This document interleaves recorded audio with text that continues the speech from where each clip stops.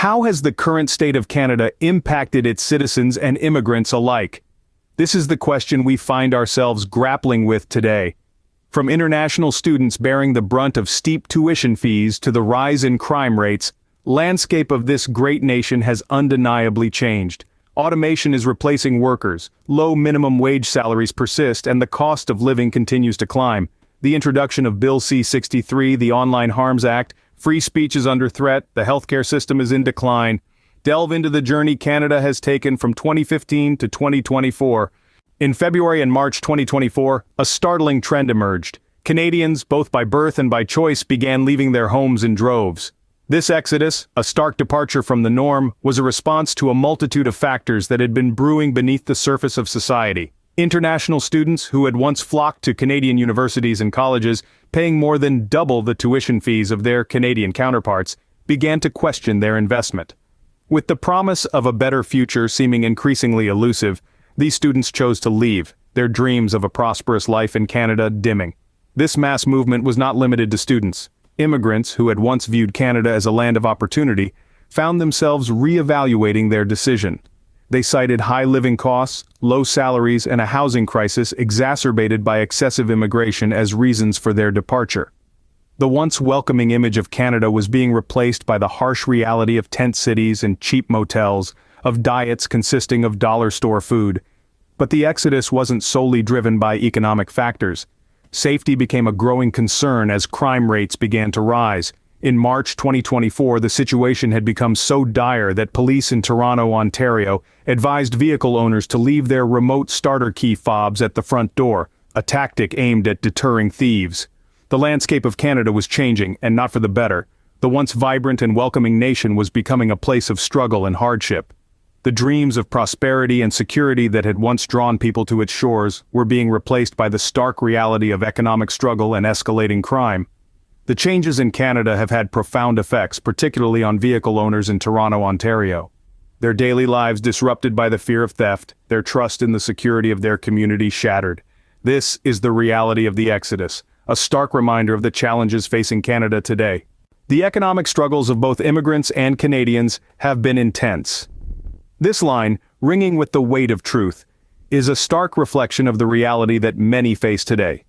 With the advent of retail automation, jobs that were once a lifeline for many have been replaced by machines and algorithms. The relentless march of technology, while bringing convenience, has left a trail of unemployment in its wake. The minimum wage, which should be a safety net for the working class, has stagnated. It has not kept pace with the rising cost of living, leaving many scrambling to make ends meet. The dollars earned seem to shrink when faced with the towering costs of housing, groceries, utilities, and other necessities. Speaking of housing, the crisis in this sector has been exacerbated by the influx of immigrants. While Canada has a rich history of welcoming immigrants, the sudden surge has put a strain on housing availability and affordability. It's a simple equation of supply and demand, but the consequences are anything but simple. People who once dreamed of owning their own homes now find themselves in tent cities, their dreams replaced by the harsh reality of survival. Others, marginally better off, are crammed into cheap motels and hotels, their lives confined to a single room. The diet of the average Canadian has also taken a hit. With the high cost of living, many are resorting to dollar store food, trading nutrition for affordability. The irony is bitter. In a country known for its vast farmlands and rich resources, its people are struggling to afford a balanced meal. The struggles of the common folk in Canada have been exacerbated by a declining healthcare system. This decline, which began with the Liberal government's ascension to power, has been a downward spiral. But that, dear listeners, is a tale for the next scene. For now, let us pause and reflect on the struggles of the common folk, their dreams, their hopes, and their resilience in the face of adversity. The healthcare system in Canada has seen a noticeable decline since 2015. When Trudeau's Liberal government took the reins, there were high hopes for reform and improvement.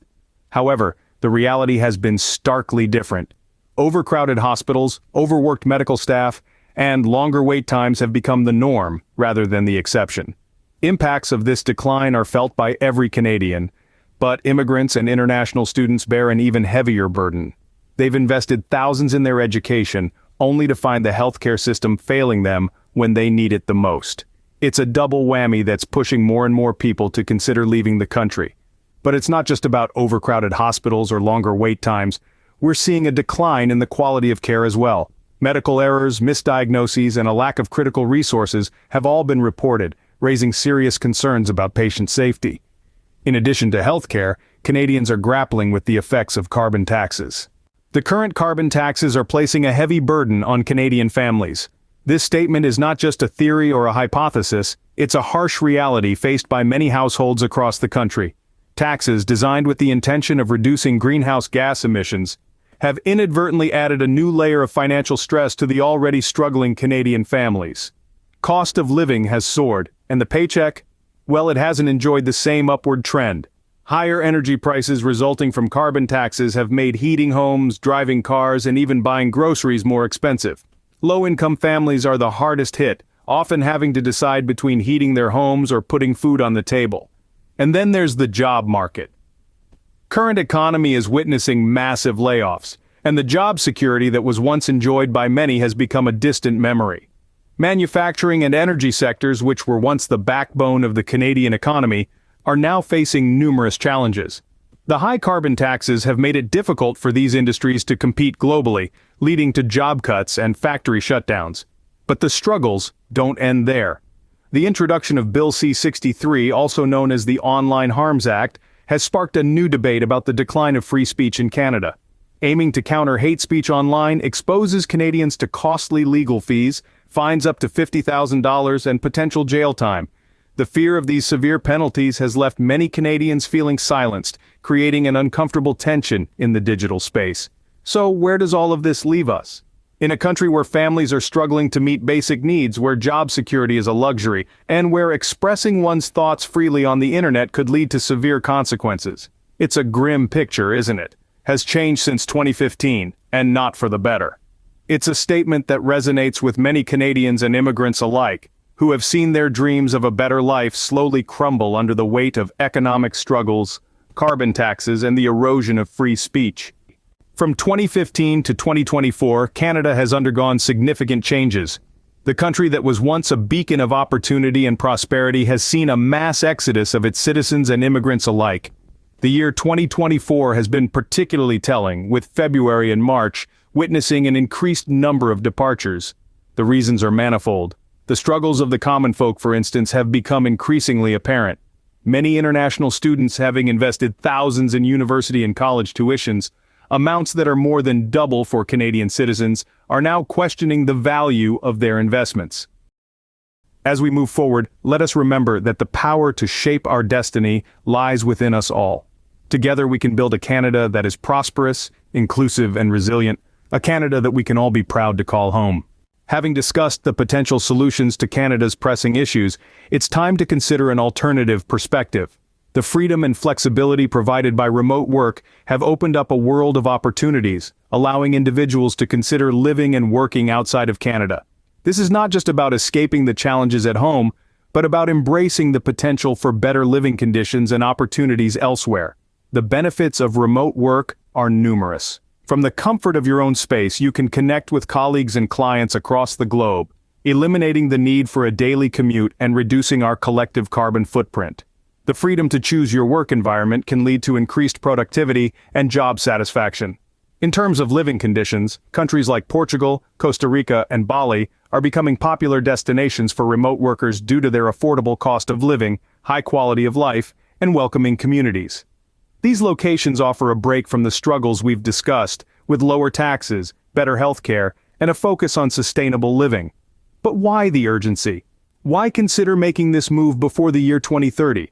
Well, as we've seen, the issues facing Canada are not going to disappear overnight.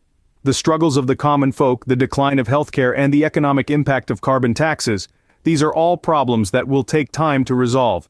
By taking the leap now, you can secure a better future for yourself and potentially contribute to the solutions from afar.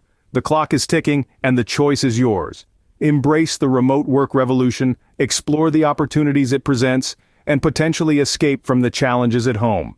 Remember, the power to shape your destiny lies within you.